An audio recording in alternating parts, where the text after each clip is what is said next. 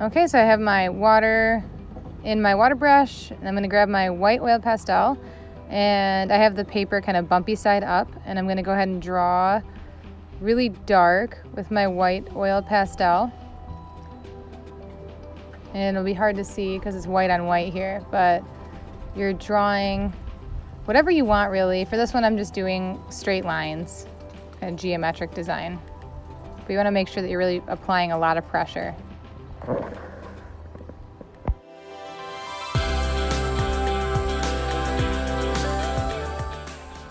All right, now I'm going to go ahead and just start to paint on top. And the cool thing about this is since it's oil pastels, it'll push away the paint and it makes a really nice little like barrier for you. So if you're trying to keep your paint, you know, in these little areas, that white oil pastel is kind of like a little barrier. So I'll show you here I'm going to switch to yellow. And I'm going to paint over, like right over the white lines. And so you can see what happens if you have a nice watery paint and paint over, you can see that the white is going to kind of push it away. That's called a watercolor resist, because the oil pastel is resisting the water. It's pushing it away.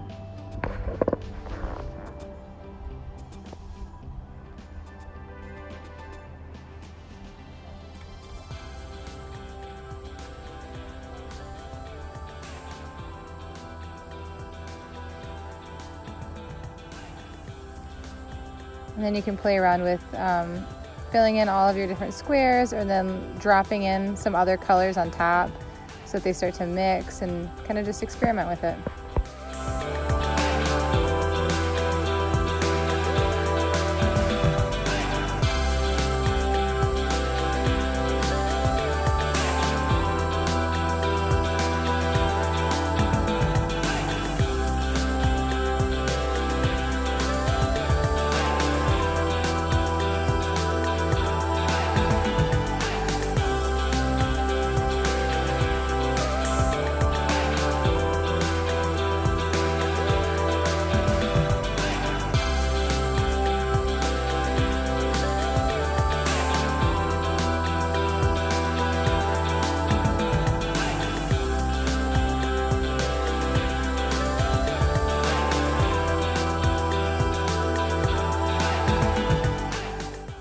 So you can see that that white oil pastel pushed away all of the paint, and I was able to keep it in these cool little geometric tiles that I drew out for myself.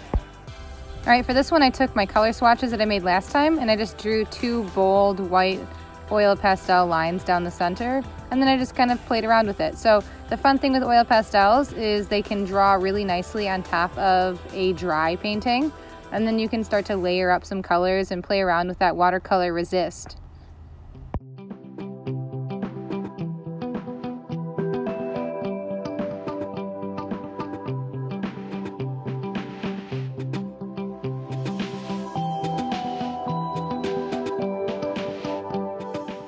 Just a note that the paper that you have in your kit, one side is kind of bumpy and one side is smooth. You can see there's a smooth side, there's the bumpy side, and the watercolor resist works better on the bumpy side. I tried it on the smooth side, and that's like the first painting there, and then I tried it on the bumpy side, and that's the second painting you can see there.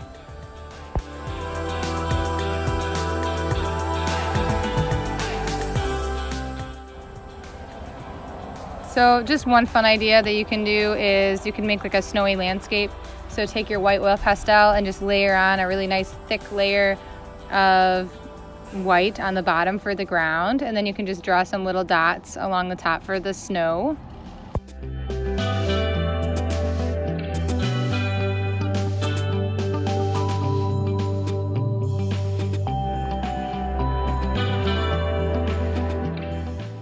So I'm going to go ahead and get some blue paint and then start to paint it in on my background. And for the most part, the oil pastel will push away your paint. You might not have success if you get your paint like really thick. You kind of want it to be more watery, and make sure your oil pastel is really thick, and that'll push it away. So you want to make sure your paint is really watery, that you put your oil pastel on really thick, and with this particular paper, using the bumpy side of the paper can also make a difference.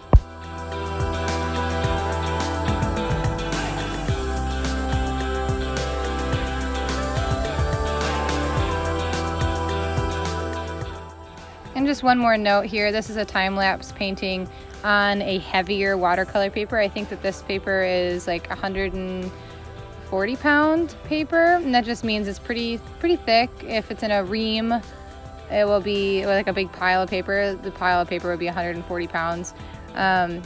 So you can see how it handles, like it really sits on top of the paper really well, and it kind of bleeds really well. But you can also watercolor on thinner paper. So this next one here is on just regular printer paper, and it'll handle differently, but you can still make some beautiful paintings with it. So even if you don't have like the super expensive thick paper, don't let it stop you. You can still have a lot of fun and experiment with a thinner paper.